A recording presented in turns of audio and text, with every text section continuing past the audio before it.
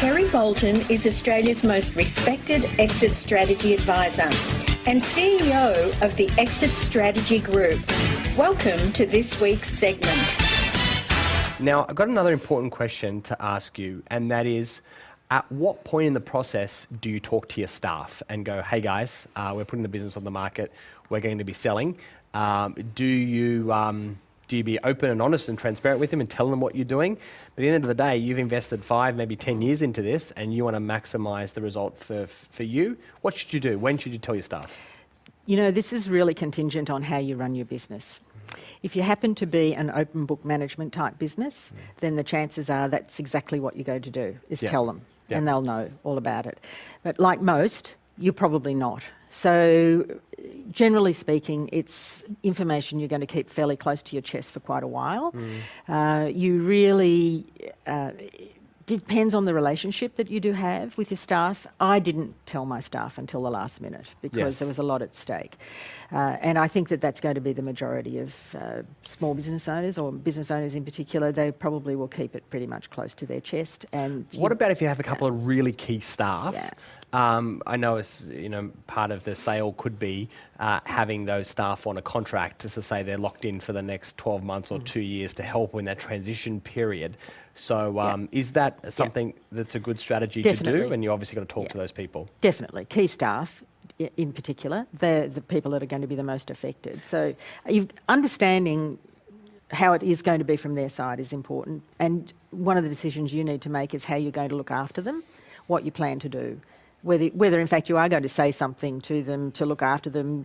A lot of people will be quite happy if there's an exit and there's a little bit of a bonus that goes in the pocket, even if they weren't told about it. But key staff who are key for you and for the business for the future, definitely coming into the inner circle when the timing's appropriate, not right at the very beginning, I wouldn't recommend. When the timing is at the stage where you believe that you might have some serious interest in the business, I think then it's key to get those involved. All right, now we're going to go into the $1 million question, the question that everyone wants to know, and that is, how do you find hungry buyers for your business? Well, this comes around to thinking, and thinking strategically. That word I keep mentioning.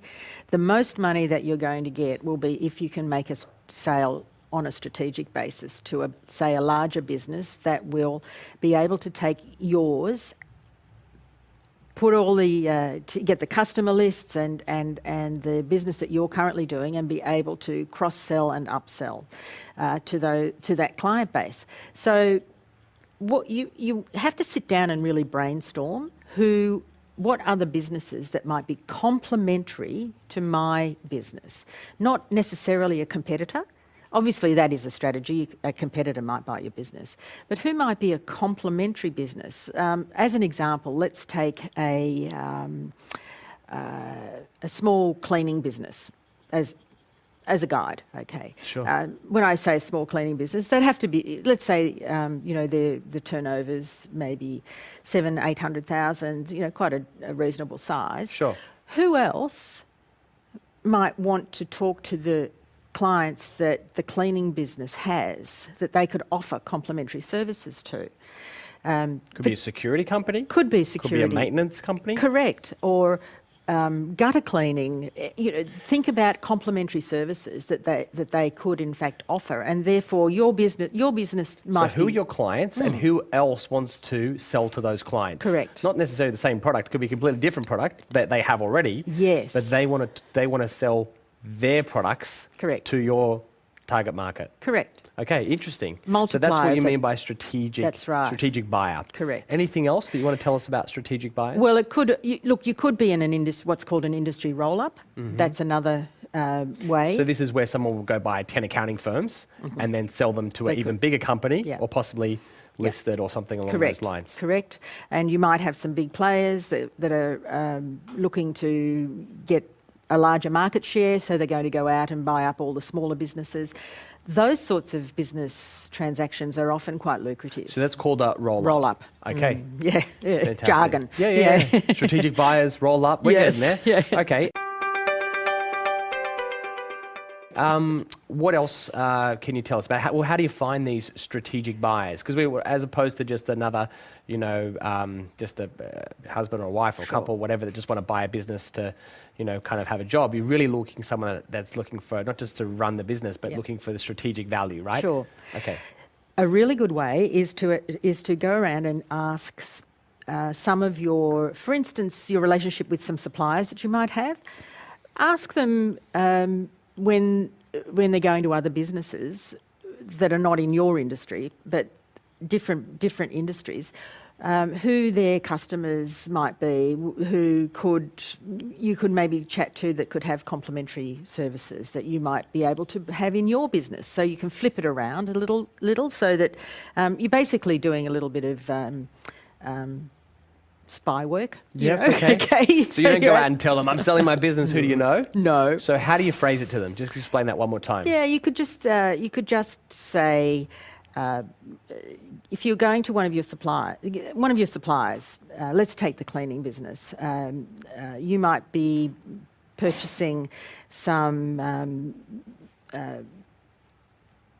high-powered vacuum cleaners or whatever. Yeah, exactly, vacuum cleaners and those sorts of things. Just ask them what other businesses do they work with who might be looking for your type of services, and you'd be surprised who they know. It really is about having those sort of confidential but general discussions. That's one way of doing it anyway. The other way is, of course, just to sit down and brainstorm. Sure, you've got friends that you can take into your confidence anyway. Most people do.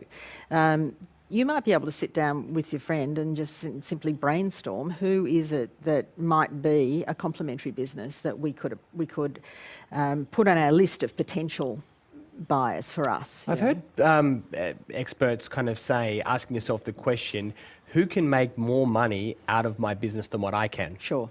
So, for example, if you sold it to a company that has 100,000 customers and you only have 2,000 customers, they would make more money by taking your products and services and selling them to their larger customer base. Correct. So you're trying to really package up an opportunity where someone else can make more money than what you can. Correct. So they pay you a better price. Correct. Yeah. Okay. And that may well be a competitor in that case. Yes. That could well be a competitor. So it could be a larger competitor. You could talk to your suppliers, see who they know. I've also heard, I don't know necessarily how you'd find these, but I have a friend of mine that sold her catering business to a company from the UK that was looking to expand into the market. So how do you find other international players that are looking to get in? Well, the other way of doing it, of course, is to put an ad on Craigslist. Yep. It's as simple as that. You Sure. could do that without breaking confidences and just putting out an opportunity that you could describe. That if you're looking for international, you might oftentimes find you can go to these big internet trade shows. Yes. Because if you have an industry trade show Yes. and all the big players are there, you can obviously pick business cards up and network with them over there. You can, absolutely. Any other ways to find buyers that you want to share? You could also be thinking about your own customers. They're another great source. They could well be, that your buyer could be amongst your customer list, without a doubt. And I know that as well in certain countries there's special visas for people that are wanting to immigrate to a country as well, and they have to pay a certain amount of money for an actual business. So talking to immigration companies is also another way to go. Yes, it is, and because those companies that actually assist people with that business migration, and understanding what the true motivation is too, because the buyer will have a different agenda to you, the seller. They'll have a completely different agenda. So you really have to get into their heads in a way and think like the way that they're thinking. Which is probably why the audit's such a good idea to do is. before you start talking to real buyers. Yep. All right, another question. Should you try to sell the business yourself, or should you be listing it with a business broker? What would you recommend? I would not recommend selling it by yourself at the negotiation stage. You may get your business ready and you may have some targeted potential purchasers that you may wish to write to invite offers for your business. So it's really looking at things differently. However, you must never, ever get yourself caught up in the negotiation. It is the worst place for you to be as the business owner. You do need to bring in a business broker. I would highly recommend that. In fact, when you're selling your business, you need a team of people to help you, because you're going to need legal help. Who are the people in your team? Let's list them out now. You need legal help? Legal, accounting. You may need, certainly a business broker, someone like that, to do your negotiation. And I would really highly recommend someone who's a mentor to you, the business owner. Now, that may be a person like me, who's the exit strategy person, but somebody else, maybe who in your own network, who's already been through the process and understands what it's like, because you need someone else to talk to. And those are the people that you need as a minimum.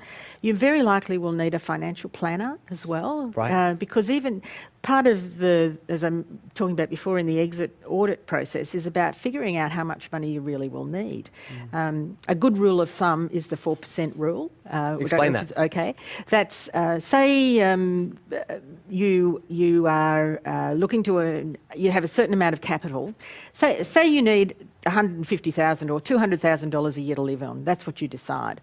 Well, if you can earn that from a certain amount of capital on a conservative basis, we call that the 4% rule, say a 4% return, then you know that that's the sort of numbers that you're looking for. A financial planner will take you through that. Depending on where you're at in terms of your age, and I'm not a financial planner, I'm not giving people financial advice, but if you had $5 million capital and you were to earn 4% per annum, that's $200,000, I think, if my math serves me correctly, then, hey, I can live on that. I'd be very comfortable with that. So how can I make sure that I get that amount of capital and I'm not using it up, so that I'm going to have enough money for the rest of my life, however long that might be? So obviously the numbers change depending on the amount of money that you need. Right, so you're talking about having a personal mentor, but also having a financial planner as well, what to do with your money once you get paid. Correct. And if you do end up with a huge sum of money, that's a completely different situation as well for you to be in. So there's been some really interesting studies done on it, that when you suddenly get a large sum of money, how you handle that. And we've heard the stories about people winning the lotteries and having that disappear in the course of 3 years. Well, it's not a dissimilar situation if you're a business owner and you get a really huge payout. And what do you do with that? You don't want to blow it. If you don't have a copy of Kerry's new book, The Uncensored Truth About Exit Strategies, please visit freeexitstrategybook.com.au.